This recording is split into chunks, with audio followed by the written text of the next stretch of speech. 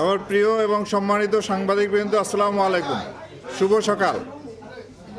আজকের এই মতবিনিময় সভায় র্যাব ফোর্সেসের অতিরিক্ত মহাপরিচালক অপারেশনস, পরিচালক লিগ্যাল অ্যান্ড মিডিয়া উইং এবং বিভিন্ন প্রিন্ট ইলেকট্রনিক্স মিডিয়ার সাংবাদিকবৃন্দ, আপনাদেরকে জানাচ্ছি আমার আন্তরিক শুভেচ্ছা। বক্তব্যের শুরুতেই আমি শ্রদ্ধা ভরে স্মরণ করি স্বাধীনতা যুদ্ধে ৩০ লক্ষ বীর শহীদ এবং সম্বরণ হারানো মা বোনদের, এবং পাশাপাশি আমি জুলাই আগস্ট ছাত্র জনতার গণ অভ্যুত্থানে যারা শহীদ হয়েছেন তাদের আত্মার মাগফিরাত কামনা করি এবং যারা আহত হয়েছেন তাদের দ্রুত আরোগ্য লাভ হোক, এটা আমি আশা করি এবং কামনা করি। আমি অতিরিক্ত IGP grade 1 AKM Shahidur Rahman. আপনারা জানেন যে গত 8ই আগস্ট আমি র্যাবের ডিজির দায়িত্বভার গ্রহণ করি। আমি BCS 12তম ব্যাচের সদস্য এবং আমি 1991 সনের 20শে জানুয়ারিতে পুলিশ বিভাগে যোগদান করি এবং অদ্যাবধি প্রায় 33 বছর অধিক সময় ধরে আমি এই বিভাগে কর্মরত আছি এবং গত 8ই আগস্ট র্যাবের মহাপরিচালক হিসাবে আমি দায়িত্বভার গ্রহণ করি। প্রিয় সাংবাদিকবৃন্দ, আপনারা জানেন যে গত 5ই আগস্ট সরকার পতনের পরে যখন বাংলাদেশে পুলিশ বিভাগের বিভিন্ন র্যাঙ্কের সদস্য, পুলিশ হেডকোয়ার্টার্স, DMP এই সদস্যরা তখন কর্মস্থলে ছিলেন না। তখন ওই সময় ঠিক কোনো সরকারও ছিল না। 6ই আগস্ট যখন আমি জানতে পারি যে পুলিশ লাইন রাজারবাগে সেখানে আমাদের পুলিশ সদস্যরা তারা এক ধরনের বিদ্রোহের মনোভাব পোষণ করে সেখানে অবস্থান করতেছিলেন এবং এই ঢাকা সহ দেশের বিভিন্ন জায়গায় আমাদের যে আক্রান্ত থানা ফাঁড়িতে অনেক পুলিশ সদস্যদের লাশ পড়েছিল। তখন পুলিশ বাহিনীকে নেতৃত্ব দেওয়ার মতো কোনো অবস্থা ছিল না। সেই সময় আমি এবং আমার কিছু সহকর্মী, চাকরিতে ছিলেন সহকর্মী, এবং আমাদের অবসরপ্রাপ্ত কতিপয় কর্মকর্তা আমরা 6ই আগস্ট পুলিশ অফিসার্স মেসে সমবেত হই এবং এই সময় কি করণীয় সেই ব্যাপারে আমরা খুব দ্রুত সিদ্ধান্ত নিই। আমরা জানি যে দেশের আইন শৃঙ্খলা পরিস্থিতি তখন খুব খারাপ অবস্থায় ছিল, কোথাও কোনো পুলিশ কাজে ছিল না।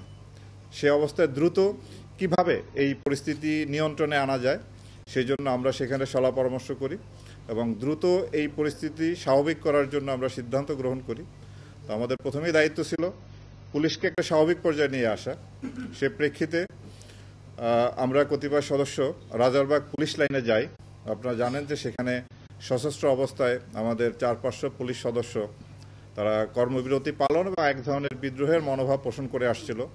তাদের ক্ষোভ ছিল তাদের নেতৃত্বের উপরে, যে নেতৃত্ব তাদেরকে পরিচালিত করে ছাত্র জনতার সম্মুখীন করেছিল এবং সেই আইন শৃঙ্খলা রক্ষাকারী বাহিনী হাতে সহস্রাধিক ছাত্র নিহত হয়। তো এই ক্ষোভ যে এই সময় তাদের নেতৃত্বের কেউ ছিল না সেখানে। তো ওই পরিস্থিতি দ্রুত সামাল দেওয়ার জন্য আমি আমার কিছু সহকর্মী নিয়ে রাজারবাগ পুলিশ লাইন্সে যাই এবং তাদের কাছে গিয়ে তাদেরকে বিদ্রোহী মনোভাব থেকে নিবৃত্ত করে স্বাভাবিক কাজকর্মে ফিরিয়ে আনার জন্য আমি উদ্যোগ গ্রহণ করি এবং জানেন যে সেই কাজটি অত্যন্ত ঝুঁকিপূর্ণ কাজ ছিল। তারপরও সেই ঝুঁকি নিয়েও দেশের বৃহত্তর স্বার্থে এবং পুলিশ বাহিনীর স্বার্থে সে দায়িত্ব তখন আমরা পালন করি এবং এরপরে আমাদের পুলিশ সদস্যদের বেশ কিছু মৃতদেহ বিভিন্ন থানায় পড়েছিল। তো আমরা কয়েকটি গ্রুপে বিভক্ত হয়ে সেখানে আমাদের টিম পাঠাই এবং সেই মৃতদেহগুলিকে আমরা রাজারবাগ পুলিশ স্টেশনে নিয়ে আসা এবং সেগুলির আপনার পোস্টমর্টেম করা এবং তারপরে সৎকারের প্রয়োজনীয় ব্যবস্থা গ্রহণ করে তাদের আত্মীয় স্বজনের কাছে হস্তান্তরের জন্য আমরা উদ্যোগ গ্রহণ করি। এরপরে আইন শৃঙ্খলা পরিস্থিতি স্বাভাবিক রাখার জন্য আমরা কাজ করে যাচ্ছি এবং আপনারা জানেন যে 8ই আগস্ট ইন্সপেক্টর জেনারেল এবং ডিএমপির পুলিশ কমিশনার এবং আমার পদায়ন হয় এবং 8 তারিখ আমি ডিজি র্যাবের দায়িত্বভার গ্রহণ করি। তো সেই প্রেক্ষিতে সেই থেকেই আমরা আইন শৃঙ্খলা পরিস্থিতি স্বাভাবিক রাখার জন্য কাজ করে আসতেছি। আপনারা জানেন যে আইন শৃঙ্খলা পরিস্থিতি একটা চ্যালেঞ্জের মধ্যে আমরা ছিলাম। বাংলাদেশ পুলিশের সদস্যদের তাদের যে নিয়মিত কর্মে নিয়োজিত হওয়ার ক্ষেত্রে বেশ কিছুদিন সময় লেগেছে। তো ওই সময় আইন শৃঙ্খলা পরিস্থিতি খারাপ ছিল বিভিন্ন জায়গায় ডাকাতি ছিনতাই সংগঠিত হয়েছে। বাট আমি জনগণকে ধন্যবাদ জানাবো, ওই সময় তারা নিজেরাই দায়িত্ব পালন করে এই অপরাধ দমনের জন্য, এবং তারা এলাকায় পাহারা দিয়ে পরিস্থিতি নিয়ন্ত্রণে আনার জন্য চেষ্টা করেছিলেন। তো যাই হোক, তারপর আপনার সরকার দ্রুত পদক্ষেপ গ্রহণ করার ফলে আইন শৃঙ্খলা বাহিনী খুব দ্রুতই কর্মে ফিরে আসে। তো আমাদের জন্য তখন বেশ কিছু চ্যালেঞ্জ ছিল। প্রথমেই ছিল আনসার বিদ্রোহ, এরপরে বিভিন্ন দাবি দেওয়া নিয়ে বিভিন্ন গ্রুপ রাস্তাঘাট অবরোধ করে তাদের দাবি দেওয়া জানাতে থাকে। সেই পরিস্থিতি মোকাবেলা করাও আমাদের জন্য একটা চ্যালেঞ্জের বিষয় ছিল। এছাড়া যে গার্মেন্টস ক্ষেত্রেও বিশেষ করে সাভার, আশুলিয়া, গাজীপুর এই এলাকায় অনেক সমস্যা ছিল, যে সমস্যা এখনো বিরাজমান আছে। এবং এরপরে আপনার পল্লী বিদ্যুতে একটা সমস্যা দেখা দিয়েছিল, সেখানেও একটা বিদ্রোহের ভাব ছিল কতিপয় কর্মকর্তা। তো আমরা দ্রুতই সেখানে আইনগত ব্যবস্থা গ্রহণ করে পরিস্থিতি আমরা স্বাভাবিক পর্যায়ে নিয়ে আসি। আইন শৃঙ্খলা পরিস্থিতি আপনার মোটামুটি সেই গত 4 মাসে আমরা পরিস্থিতি ভালো রাখার জন্য চেষ্টা করে আসছি। কিছুটা উন্নতি হয়েছে, তবে আমি মনে করি এখনো প্রত্যাশিত লেভেলে যায়নি। জনগণ যেটা আশা করেন, যে পর্যায়ে আইন শৃঙ্খলা তারা চান, সেই পর্যায়ে আমরা এখনো পৌঁছতে পারি নাই। তবে আমরা আপ্রাণ চেষ্টা করে যাচ্ছি যাতে আইন শৃঙ্খলা পরিস্থিতি স্বাভাবিক অবস্থায় রাখা যায়। প্রিয় সাংবাদিকবৃন্দ, আপনারা জানেন যে র্যাব প্রতিষ্ঠা থেকেই র্যাব আইন শৃঙ্খলা উন্নয়নে এবং অবৈধ অস্ত্র উদ্ধার, মাদক উদ্ধার, শীর্ষ সন্ত্রাসী গ্রেপ্তার এই ধরনের কার্যক্রমে আমরা নিয়োজিত ছিলাম। এবং এই পর্যন্ত আমরা বেশ আমাদের এই কাজে সাফল্য আছে।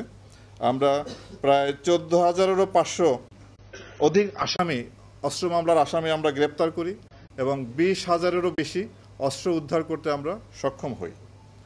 মাদক উদ্ধারের ক্ষেত্রেও আমরা প্রায়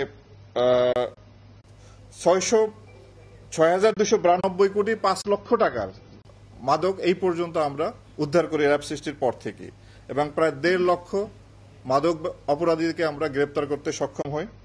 এছাড়াও শীর্ষ সন্ত্রাসী গ্রেপ্তার, চরমপন্থীদের বিরুদ্ধেও আমাদের অনেক সাফল্য আছে।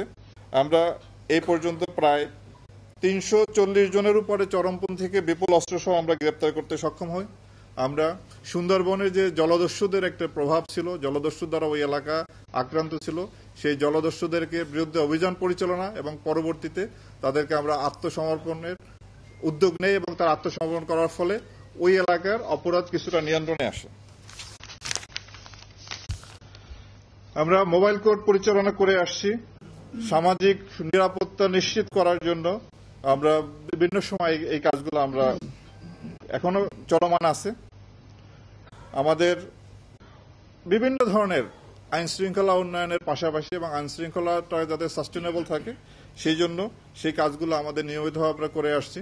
এবং এই পর্যন্ত আপনারা জানেন যে র্যাব সৃষ্টির পর থেকে এই পর্যন্ত 35 জন র্যাব সদস্য তাদের দায়িত্ব পালনের ক্ষেত্রে গিয়ে নিহত হয়। আমরা র্যাবের যে সদস্যদের আভ্যন্তরীণ শৃঙ্খলার ব্যাপারে আমরা একটি কঠোর অবস্থানে আছি। আমরা র্যাবের যে সমস্ত সদস্য তারা আইন হাতে তুলে নেওয়া কিংবা তারা যদি অপরাধ কর্মে জড়িত হয়, আমরা তাৎক্ষণিকভাবে তাদের বিরুদ্ধে আমরা কঠোর ব্যবস্থা নেই। এই পর্যন্ত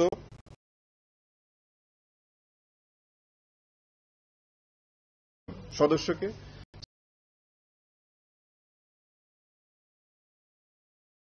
এবং আপনারাও জানেন যে গত 5ই আগস্ট পরবর্তী অন্তর্বর্তীকালীন সরকার দায়িত্ব নেওয়ার পরে আমরা আমাদের র্যাব বাহিনীর কিছু সদস্য যারা অপরাধমূলক কার্যক্রমের সঙ্গে জড়িত হয় তাদের বিরুদ্ধে আমরা কঠোর ব্যবস্থা নেই। এই পর্যন্ত 16 জন সদস্য, গত 4 মাসে 16 জন র্যাব সদস্যকে আটক করা হয় এবং তাদের বিরুদ্ধে ডাকাতি, চাঁদাবাজি, মাদক ব্যবসার সাথে সম্পৃক্ততার অভিযোগে এবং ছিনতাইয়ের অভিযোগে তাদেরকে আটক করা হয় এবং তাদের বিরুদ্ধে ফৌজদারি মামলা দায়ের পূর্বক আইনানুগ ব্যবস্থা গ্রহণ চলতেছে। 5ই আগস্ট পরবর্তী সময় আমরা আইন শৃঙ্খলা উন্নয়নের জন্য যে কাজ করেছি সে বিষয়ে আপনাদেরকে অবহিত করতে চাই। ছাত্র জনতার উপরে যে এক ধরনের সন্ত্রাসীরা আইন শৃঙ্খলা রক্ষা বাহিনীর পাশাপাশি তাদের উপরে গুলিবর্ষণ করেছিল, এই ধরনের অভিযোগে আমরা প্রায় 30 জনের উপর চিহ্নিত করি ভিডিও ফুটেজ দেখে এবং তাদেরকে আমরা গ্রেপ্তার করতে সক্ষম হই। এবং ছাত্র জনতার উপরে গুলি করার জন্য যারা হুকুমদাতা বা এই সংক্রান্ত যে মামলাগুলি রুজু হয়েছে সেই মামলায় এই পর্যন্ত আমরা সর্বমোট 4 জন সাবেক মন্ত্রী, 17 জন সাবেক এমপি, 40 জন সাবেক মেয়র, উপজেলা বা ইউনিয়ন পরিষদের চেয়ারম্যান সহ 40 জন, কাউন্সিলর বা মেম্বার 16 জন এবং এছাড়াও বিভিন্ন রাজনৈতিক সংগঠন যারা ওই সন্ত্রাসী কার্যকলাপে জড়িত ছিল তাদের 183 জন সহ সর্বমোট আমরা 353 জনকে গ্রেপ্তার করতে সক্ষম হই এবং আমাদের এই অভিযান অব্যাহত আছে এবং যারা বাকি আছে মামলার যারা আসামি তাদেরকে গ্রেপ্তারপূর্বক আইনের আশ্রয় নেওয়ার জন্য আমরা পদক্ষেপ গ্রহণ করেছি। আপনারা জানেন যে ছাত্র জনতার ওই আন্দোলনের সময় আইন শৃঙ্খলা রক্ষাকারী বাহিনীর বেশ কিছু অস্ত্র লুণ্ঠিত হয়। সেই লুণ্ঠিত অস্ত্র প্রায় 70% অস্ত্র আমরা উদ্ধার করতে সক্ষম হয়েছি। আমরা এই পর্যন্ত জুলাই বিপ্লবের পরবর্তী পর্যায়ে আমরা 1238 জন মাদক কারবারিকে গ্রেপ্তার করি এবং 7,91,000-এর উপরে ইয়াবা উদ্ধার, 28 কেজি হিরোইন উদ্ধার এবং 58,500 বোতল ফেন্সিডিল সহ আরও বিশেষ অনেক মাদকদ্রব্য আমরা আটক করতে সক্ষম হয়েছি। আমরা জেল পলাতক আসামি, আপনারা জানেন যে 5ই আগস্ট পরবর্তী সময় বাংলাদেশের বিভিন্ন জায়গায় বেশ কিছু জেলে আসামিরা জেল ভেঙে পালিয়ে যায়। সেই পালিয়ে যাওয়া আসামিদের মধ্যে আমরা প্রায় 110 জন আসামিকে আমরা গ্রেপ্তার করতে সক্ষম হই এবং বিভিন্ন স্থান থেকে 105 জন ডাকাতকে আমরা গ্রেপ্তার করি।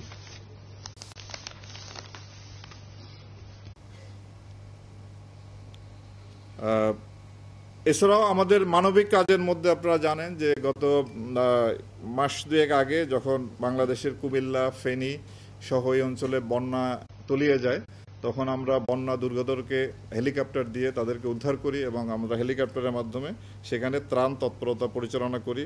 প্রায় 16 টনের উপরে ত্রাণ আমরা সেখানে বিতরণ করি। তো আমরা এই সমস্ত বিষয় অর্থাৎ আইন শৃঙ্খলা পরিস্থিতি স্বাভাবিক রাখার জন্য র্যাব শুরু থেকেই কাজ করে আসছে, এখনও আমাদের এই কাজ চলমান আছে। তা আমি আপনাদেরকে আশ্বস্ত করতে চাই র্যাব তার দায়িত্ব আন্তরিকতার সাথে নিষ্ঠার সাথে পালন করবে। তা আমরা জানি যে র্যাবের বিরুদ্ধে বেশ কিছু অভিযোগ আছে, গুম, খুন, তারপরে আপনার অপহরণ, এই ধরনের বেশ কিছু অভিযোগ আমাদের প্রতি আছে।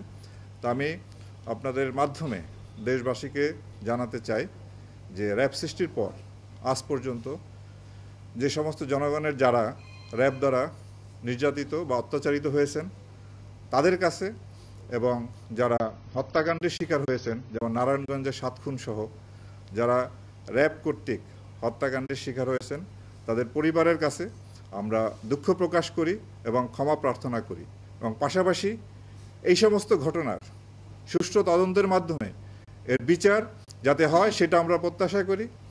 অন্তর্বর্তীকালীন সরকার গুম খুন কমিশন করেছেন, আন্তর্জাতিক অপরাধ ট্রাইব্যুনাল এই ধরনের অপরাধ কগনিজেন্সে নিয়ে এর বিচার কার্য পরিচালনা করছে। তা আমরা আশা করব সুষ্ঠু নিরপেক্ষ তদন্তের মাধ্যমে আমাদের বিরুদ্ধে যে অভিযোগ আছে তার সুষ্ঠু তদন্ত হবে এবং এর বিচার হবে এবং এইভাবেই আমাদের দায়মুক্তি সম্ভব। অন্য কোনোভাবেই আমরা এই দায় থেকে মুক্ত হতে পারবো না। কেবলমাত্র সুষ্ঠু তদন্ত এবং বিচারের মাধ্যমেই আমরা দায়মুক্ত হতে চাই। তা আমি আপনাদের মাধ্যমে আবারও যারা র্যাবের কারণে ক্ষতিগ্রস্ত হয়েছেন, নির্যাতিত হয়েছেন তাদের পরিবারের কাছে এবং তাদের কাছে আমরা আবারও দুঃখ প্রকাশ এবং ক্ষমা প্রার্থনা করছি। আশা করি ভবিষ্যতে এই বাহিনী, আপনারা জানেন যে গত 4 মাসে আমরা অক্লান্ত পরিশ্রম করে যাচ্ছি। ভবিষ্যতে আমি আপনাদেরকে নিশ্চয়তা দিচ্ছি আমি যতদিন এই দায়িত্ব পালন করব বা আমার অফিসার যারা আছেন র্যাব কখনো কারো নির্দেশে ভবিষ্যতে এই ধরনের অপরাধ যে গুম করা, খুন করা, এটা হলো ফৌজদারি অপরাধ, এই অপরাধে কখনোই আর জড়িত হবে না এই নিশ্চয়তা আমরা দিচ্ছি। তারপরও যদি কোনো সদস্য নিজ দায়িত্বে কোনো অপরাধমূলক কার্যকলাপে জড়িত হয় তাদের বিরুদ্ধে আমরা কঠোর আইনগত ব্যবস্থা নিব, যেটা 5ই আগস্ট পরবর্তীতে আমরা নিয়ে আসছি। তা আমি আপনাদের কাছে বিনীতভাবে অনুরোধ জানাবো আপনারা আমাদের এই দায়িত্ব পালনের ক্ষেত্রে আমাদের এই কাজে সহায়তা করবেন এবং আমরা জনগণেরও সহায়তা প্রত্যাশা করি। জনগণের সহায়তা ব্যতীত কোনো বাহিনী, আইন শৃঙ্খলা রক্ষাকারী কোনো বাহিনী তার সাফল্য অর্জন করা সম্ভব হবে না, হয় নাই, হবেও না। তো সুতরাং আমরা ভবিষ্যতে এই সহায়তা পাবো এবং আপনাদের সাহায্য সহযোগিতা নিয়ে আমরা এগিয়ে যাব একটি সুন্দর একটা বাংলাদেশ বিনির্মাণে, একটা অপরাধ যাতে নিয়ন্ত্রণে থাকে, বাংলাদেশ বিনির্মাণে আমরা সবাই একসাথে কাজ করব এই আশাবাদ ব্যক্ত করে আমার বক্তব্য শেষ করছি। আপনাদের সকলকে অসংখ্য ধন্যবাদ। মাননীয় মহাপরিচালক, আপনি 5ই আগস্ট পরবর্তী র্যাবের কার্যক্রম এবং র্যাবের সাফল্যের কথা বলেছেন। ফ্যাসিবাদ বিরোধী আন্দোলন যখন চলছিল তখন র্যাবের হেলিকপ্টার থেকে আন্দোলনকারীদের উপর সাউন্ড গ্রেনেড ছোড়া হয়েছে এবং টিয়ার গ্যাস ছোড়া হয়েছে, আপনি এবং গুলি করা হয়েছে। আপনি একজন অভিজ্ঞ পুলিশ কর্মকর্তা, আপনি কি মনে করেন যে এই আচরণটি পেশাদারী আচরণ হয়েছে? এটা এক নম্বর প্রশ্ন। দ্বিতীয় হচ্ছে, একটি বৃহৎ রাজনৈতিক দল র্যাব বিলুপ্তির প্রস্তাব করেছে, এটা আপনারা কিভাবে দেখছেন? আপনাকে অসংখ্য ধন্যবাদ। হেলিকপ্টারের বিষয়ে আপনার হাইকোর্টে, মহামান্য হাইকোর্টে একটি রিট আছে, এই সংক্রান্তে ফৌজদারি মামলাও রুজু হয়েছে। আন্তর্জাতিক অপরাধ ট্রাইব্যুনালও এটা অনুসন্ধান করছে। আমরা আশা করব এই সমস্ত অনুসন্ধানের মাধ্যমে প্রকৃত সত্য বের হয়ে আসবে এবং এর প্রেক্ষিতে পরবর্তী ব্যবস্থাগুলি গ্রহণ করা হবে। আর র্যাব বিলুপ্তির বিষয়ে আমি র্যাবে কর্মরত আছি।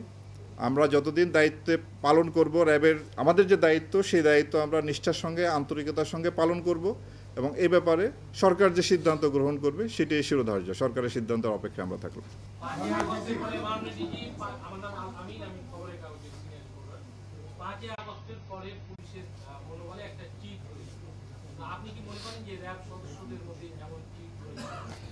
আমি 8ই আগস্টে দায়িত্ব গ্রহণ করার পর থেকে 9ই আগস্ট থেকে আমরা র্যাবকে তার স্বাভাবিক দায়িত্বে আমরা মোতায়েন রেখেছি। যখন একটা শূন্যতা ছিল, পুলিশ বাহিনী তখনও কাজে আসতে পারেনি। তো আমাদের মনোবলে চিট ধরছে এগুলো আমি বলবো না, আমরা যথেষ্ট উদ্যমী হয়ে আমাদের দায়িত্ব পালন করে আসছি। মাননীয় ডিজি, আমার একটি প্রশ্ন ছিল, সেটা হচ্ছে জুলাই অভ্যুত্থানের সময় হামলাকারী ও সরাসরি গুলি বর্ষণকারীদের ছবি বিভিন্ন সামাজিক যোগাযোগ মাধ্যমে কিন্তু অলরেডি স্পষ্ট হয়ে গেছে। তো তাদেরকে গ্রেফতারের বিষয়ে র্যাব অবহেলিত কেন, মানে কি কি অভিযান পরিচালনা করছে? আমরা এই পর্যন্ত ভিডিও ফুটেজ দেখে আপনার একজনকে আমরা দেখেছি যে 2 হাতে 2টা পিস্তল নিয়ে যে গুলি করতেছিল পাবনায়, তাকে গ্রেপ্তার করেছি। যাত্রাবাড়ি এলাকায় লিটন নামে একজন ছিলেন, তাকেও আমরা গ্রেপ্তার করেছি এবং এই পর্যন্ত সর্বমোট 30 জনকে আমরা গ্রেপ্তার করেছি এবং আরও যারা আছে তাদেরকে আমরা গ্রেপ্তারের চেষ্টা অব্যাহত রেখেছি। এইটা ওনারটা নেই।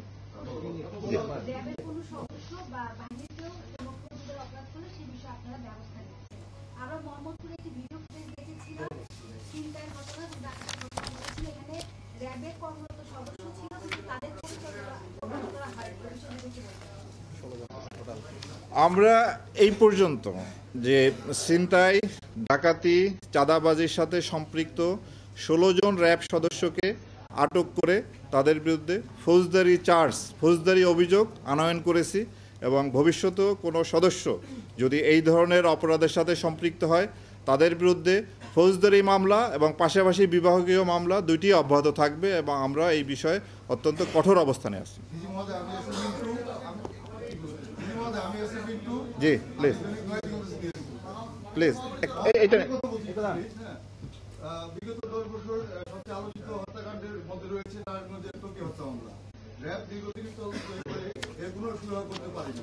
সেক্ষেত্রে আপনার র্যাবের কোনো গাফিলতি আছে কিনা? জি, একটু আমি টোকি হত্যা মামলায় আপনার এই পর্যন্ত আমরা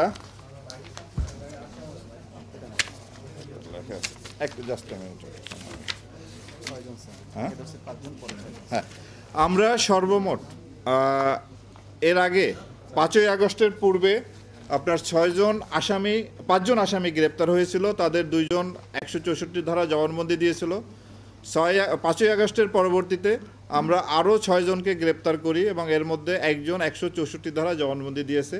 এই মামলার তদন্তে যথেষ্ট অগ্রগতি আছে এবং আমরা এই মামলার তদন্ত দ্রুত সম্পন্ন করে আইনগত ব্যবস্থা গ্রহণ করতে সক্ষম হব। প্লিজ। হ্যাঁ, র্যাবের পোশাকের আপনারা পরিবর্তন চান কিনা? আগের 5ই আগস্ট পূর্ববর্তী সময় আমাদের অভিযোগ আছে, এক্ষেত্রে র্যাবের পোশাকের কোনো ধরনের পরিবর্তন চান কিনা আপনারা? যেমন পুলিশের ক্ষেত্রে দাবি উঠেছে। পুলিশের ক্ষেত্রে দাবি উঠেছে, র্যাবের ক্ষেত্রেও দাবি উঠেছে। আমরা পোশাক পরিবর্তনের বিষয়ে আমরা চিন্তা ভাবনা করতেছি র্যাবের জন্য, যাতে একটি আইন প্রণয়ন করা যায়। র্যাবের কোনো আপনার নির্দিষ্ট আইন নাই, আর্ম পুলিশ ব্যাটালিয়ন আইন সংশোধন করে র্যাব বাহিনী গঠন করা হয়েছে। আমরা র্যাবের জন্য একটা আইন করার চিন্তা ভাবনা করতেছি এবং আর কোন কোন ক্ষেত্রে সংস্কার আনা যায় সেই বিষয়ে আপনাদের মতামত, জনসাধারণের মতামত সাপেক্ষে আমরা পরবর্তী প্রয়োজনীয় ব্যবস্থা গ্রহণ করব। তবে পোশাকের ব্যাপারে আমি একটা জিনিস মনে করি যে পোশাকের চেয়ে গুরুত্বপূর্ণ যে মানুষটাকে এই পোশাকটা পরানো হয় তারা। যেমন আমরা প্রতিদিনই ইউনিফর্ম পরি, আপনারা এক এক দিন প্যান্ট পরেন, প্যান্ট শার্ট পরেন, স্যুট পরেন, পায়জামা পাঞ্জাবি পরেন, ব্যক্তি একই। সুতরাং একজন ভালো ব্যক্তি যে পোশাকই পরুক না কেন তার কাছ থেকে আমরা ভালো জিনিসই পাবো। খারাপ ব্যক্তিকে আমি যত ভালো পোশাক পরাই না কেন তার কাছ থেকে আমরা ভালো কিছু পাবো না। তারপরও যেহেতু পোশাকের ব্যাপারে একটা মতামত আসছে, আমরা এটা মানে সক্রিয় বিবেচনায় রেখেছি। প্লিজ পিছন থেকে একজনে মানে বলা চায়, প্লিজ।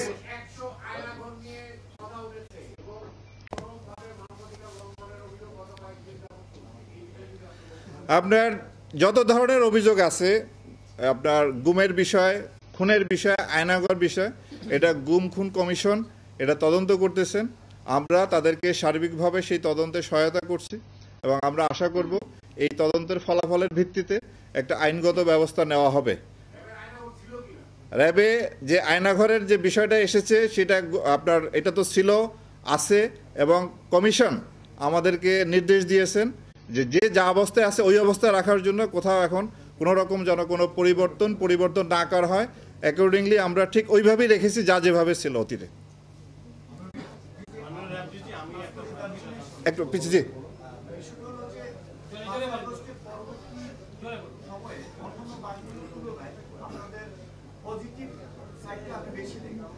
ধন্যবাদ জি।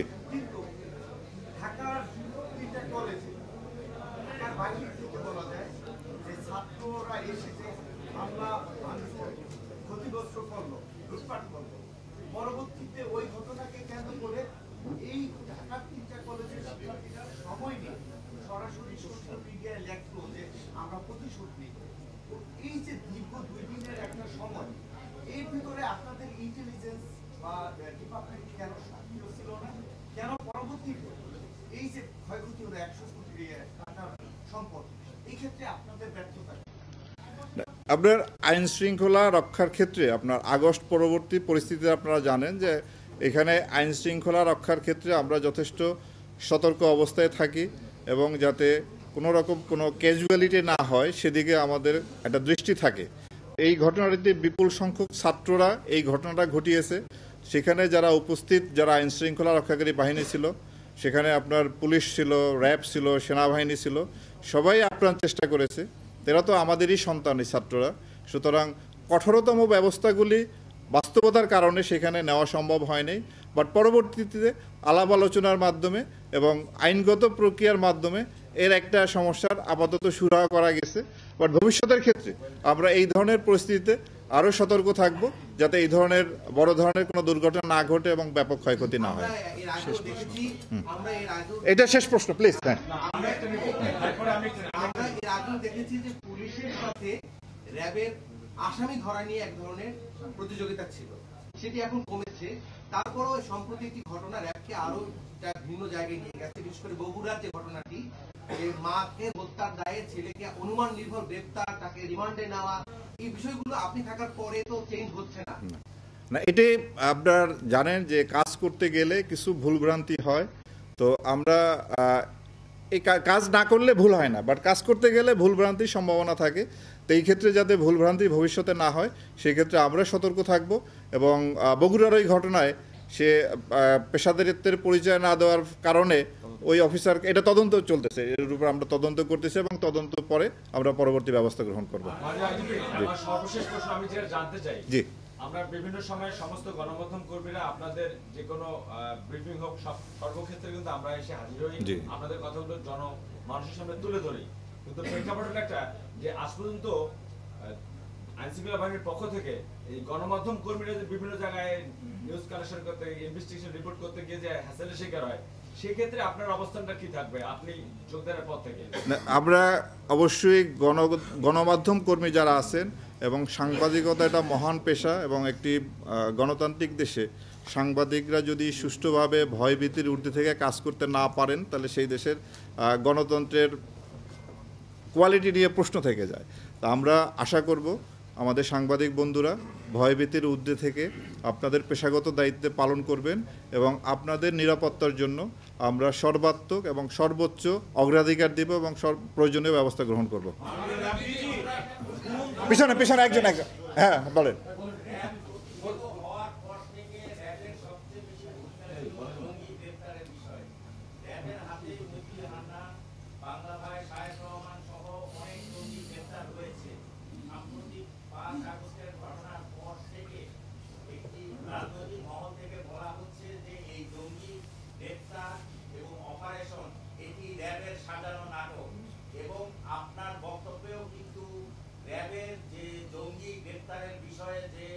অসাধারণ ভূমিকা ছিল সেই বিষয়টি আসেনি, তাহলে কি আপনারা এই জঙ্গিকে নাটক বলে মনে করছেন কিনা? আমরা আমাদের দেশে জঙ্গিদের তৎপরতা ছিল, এটা আমরা দেখেছি। র্যাবও সেই ক্ষেত্রে কার্যকর ব্যবস্থা গ্রহণ করছে। ভবিষ্যতেও যাতে কোনোরূপ জঙ্গি তৎপরতা এই দেশের বিস্তার লাভ করতে না পারে সেজন্য আমরা সচেষ্ট আছি এবং কাজ করে যাচ্ছি। ধন্যবাদ আপনাদের সকলকে।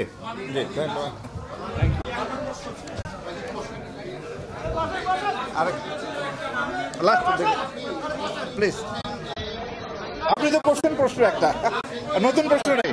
হ্যাঁ এটা শেষ প্রশ্ন জি বলেন। হ্যাঁ বলেন। হ্যাঁ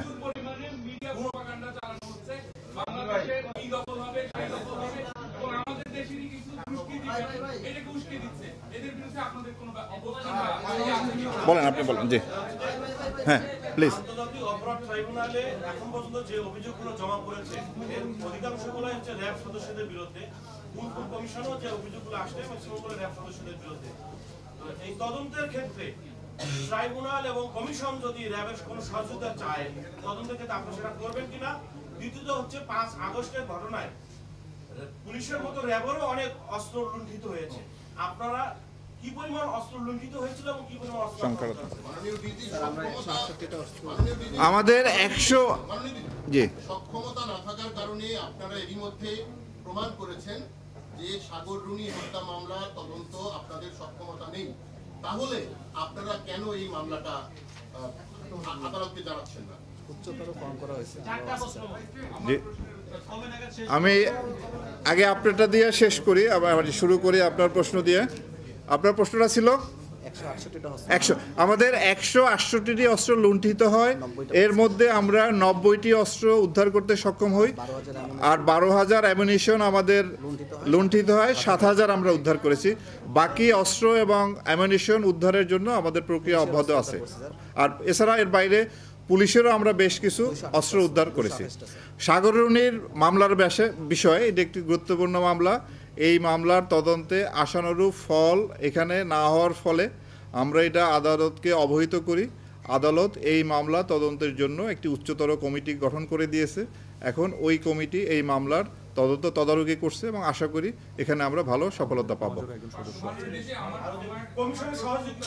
কমিশনে আমরা আইনত বাধ্য এই ধরনের কমিশন বা আদালতকে বা যে কোনো ধরনের এই ধরনের আদালত এবং আইনের যে নির্দেশ সেটা আমরা মানতে বাধ্য এবং আমরা সর্বাত্মকভাবে আমরা নিজেরাও চাইব যে এই বিষয়গুলি, এই অপরাধগুলির সুষ্ঠু তদন্ত এবং বিচার হোক এবং আমরা আপনার কমিশন এবং ট্রাইব্যুনালকে সর্বাত্মকভাবে আমরা সহায়তা করব। আপনাদের অসংখ্য ধন্যবাদ এখানে উপস্থিত হওয়ার জন্য। আপনাদেরকে অসংখ্য ধন্যবাদ। আশা করি আপনাদের এই সহযোগিতা আমাদের প্রতি অব্যাহত থাকবে। ধন্যবাদ।